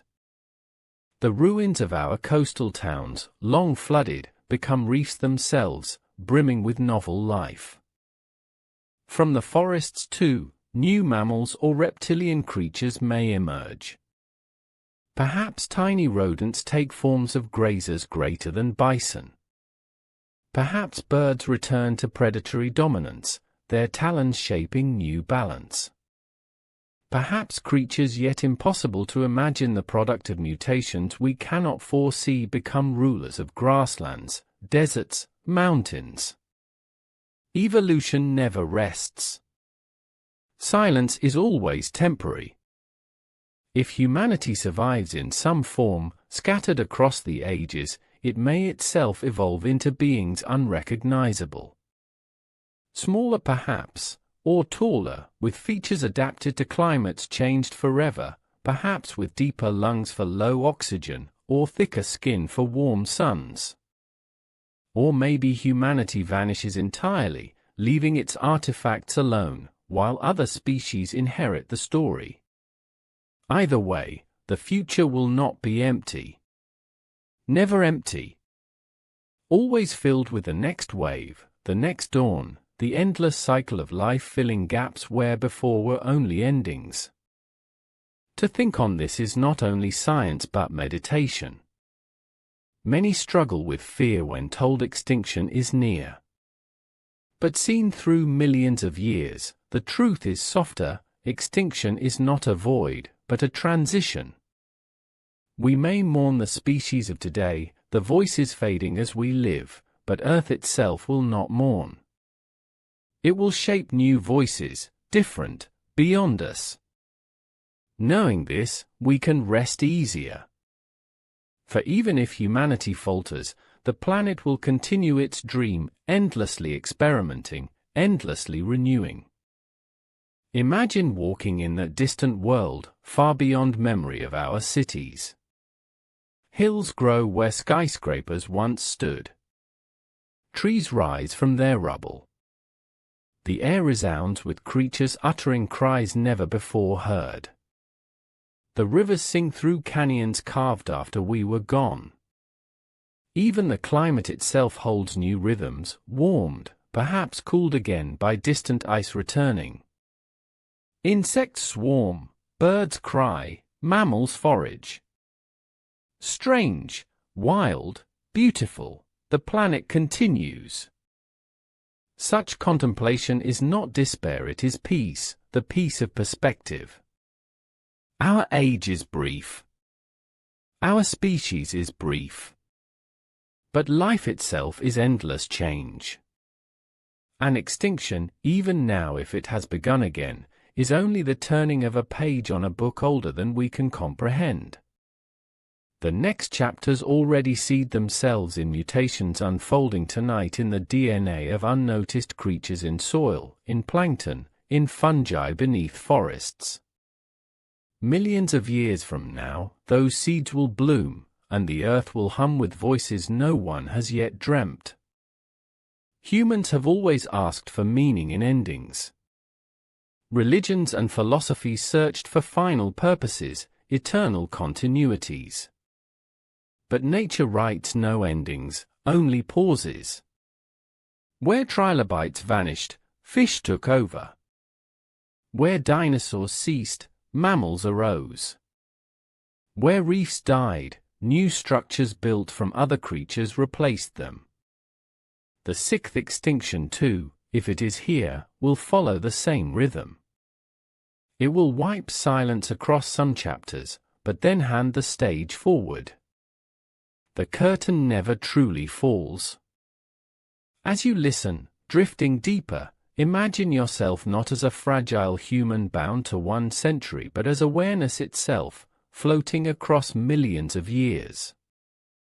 See extinctions rise, see them pass. Watch species vanish and others return. Hear the chorus of life thinning, then swelling again, endless, like tides. In such vastness, sorrow softens. Our grief is but a moment, brief against eternity. But life continues, always carrying, always renewing. The far future is not ours to control, but it is ours to imagine. And through imagination comes comfort. Extinction after extinction, life has persisted, flourished, reimagined itself. It will do so again. What fades today becomes legend tomorrow, and possibility the day after. Continuity of life is never broken. Only the characters change, the voices alter, the instruments trade in and out of the orchestra. The song, however, continues to play. This too is why myths matter. Ancient tales of floods were not only about floods, they were memories, predictions, truths of Earth reshaping itself endlessly. Humans told these stories to remind themselves that endings are not the end, but the cleansing before return. And so too, our own story, now becoming myth in real time, speaks not only of disappearance but also of rebirth beyond. So let the far future cradle you. Imagine yourself as presence only, no body, simply drifting across epochs. Watch continents collide and mountains rise, glaciers spread and retreat, forests burn and regrow. Watch new species emerge, flourish, vanish. Watch oceans deepen, skies brighten, storms sweep. Everything continues, everything renews. You are witness to eternity. And in witnessing, calm. The sixth extinction may already be here. But so too is the seventh dawn, the eighth dawn, the ninth, uncountable. The story stretches infinite. Tonight you rest as just one thread among countless threads, woven into the larger tapestry. Your breath, slow and rhythmic, joins the turning of Earth itself, an ancient lullaby that never ends. To reach the final part of this journey is to emerge into stillness, into the rare pause that follows long reflection. We have wandered across past extinctions, remembering trilobites and dinosaurs, forests and reefs lost across epochs. We have walked through present silences, listening for frogs no longer singing, for birds whose migrations no longer return. We have imagined the future, thousands and millions of years ahead, when new creatures will rise from ruins we cannot yet fathom. And along the way we have observed the elements of fire and ice, water and air, and the fragile yet resilient ecosystems that knit themselves together, thin, unravel, and reweave. Now, as we arrive at the end, we gather all these threads into one quiet tapestry, letting them lie softly across our minds as the night deepens. The question that began our journey was simple, though it carried the weight of oceans. What if the next mass extinction has already begun? We have searched not for answers certain but for textures of possibility, clues woven into the earth itself. The paleontologist finds patterns in stone, the ecologist in waters and fields, the poet in memory and silence, the dreamer in myth. Together, their voices suggest something undeniable: extinction is never far, for it has always accompanied life, shadowing each flourishing with eventual stillness. The sixth may indeed already be here, already singing its quiet song beneath our daily noises, already thinning the chorus around us. But if this is true, then so too is the truth that extinction carries renewal, that silence hides seeds, that endings are never absolute. As your breathing slows and your muscles sink deeper into rest, allow this recognition to soften into calm. For beyond fear, beyond grief, beyond the great scale of billions of years, what extinction teaches most is continuity. One lineage fades, another begins.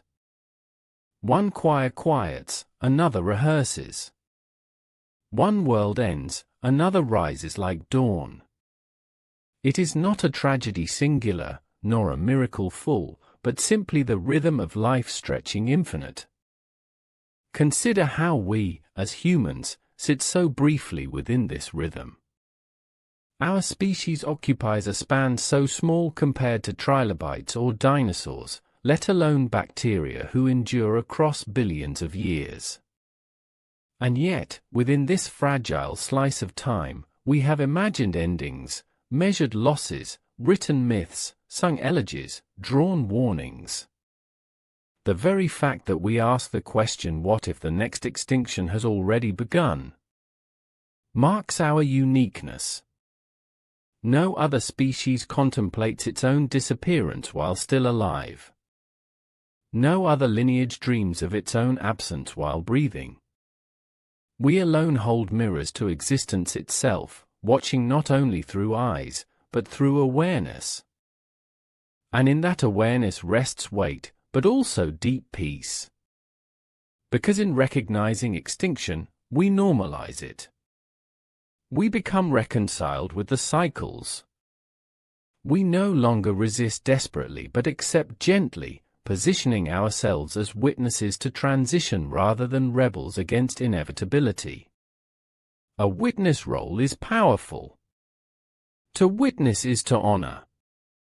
To honor is to carry memory. When life transforms, memory anchors continuity. Humans, ephemeral yet conscious, serve as the memory of Earth in our time, retelling its patterns to those yet to come, or simply to the stars, so that no silence is ever truly unanswered. As you feel yourself drifting, let us revisit once more the places we have seen together. Picture the rainforest, humid air, green light, songs layering upon songs, and then imagine the hush spreading through it, trees cleared, sounds vanished, soil exposed. Here in that silence not only loss but also soil waiting, seeds nestled, systems resting.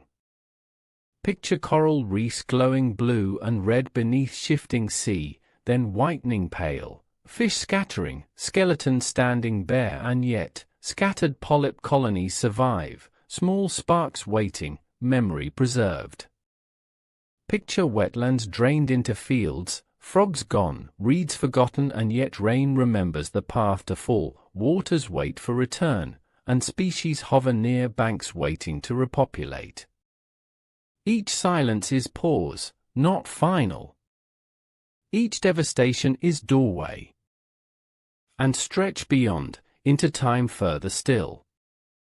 Imagine glacier melting into seas, coastlines altered, islands submerged but mountains rise, continents drift, ice will one day come again, reshaping climates unknown. Imagine deserts spreading, but then greening in millennia, carrying herds new and unimagined. Imagine forests burned, yet in centuries saplings spread again. All cycles shift, none stop forever. This is eternity of life, endless transformation, endless resilience.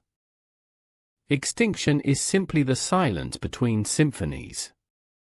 We, who live within it, feel the silence heavy, dramatic, final.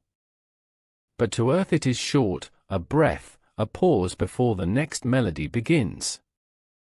Life has never truly ended on this planet. It has altered, it has shifted, but always it has continued. And so, whether humanity remains or vanishes, whether present ecosystems endure or collapse, the melody will start again. That rhythm is larger than we are, larger than fear. If the sixth is now, then it is also prelude to the seventh blossoming. What do we do, then, in the face of this? Some would despair, fearing the silence. Some would deny, insisting life cannot change so drastically. But the wisest path is acceptance, not passive surrender, but calm recognition. With acceptance comes gentler choices. With choices comes caretaking. And with caretaking, silence may not be avoided, but can be softened. The sixth extinction may be inevitable, but its severity, its cruelty, its speed can be influenced. By conserving fragments, protecting species, nurturing survivors, we act as stewards not of ourselves alone, but of the entire orchestra of life. That role is not meaningless. It is sacred. We need not save everything. We cannot. But we can save enough that renewal is possible, that memory is not erased, that rebirth happens with more abundance. Just as a few mammals hid in shadows while dinosaurs roared, surviving to give rise to us, so too our protection of bees, birds, forests, fish may preserve the seeds of tomorrow. That is not futility, it is profound service. We are not destroyers alone. We are gardeners, even as the storm approaches. And so at the end of this long reflection, let us breathe slowly into this gentle truth: extinction has always been, extinction will always come, but life is not defeated. Life bends, shifts, reorganizes. The silence of one form is the starting note of another. Nothing is final, everything transforms. This does not remove our grief, but it holds it in wider hands, allowing us to grieve and rest simultaneously. Tonight, as you close your eyes and sleep rises, you do not carry only fear. You carry also perspective, humility, continuity, and the quiet joy of belonging to something too vast to vanish. Let go of tomorrow. Let go of centuries. Let go of fear. Lay back into the web of time, into the song of earth that has never ended.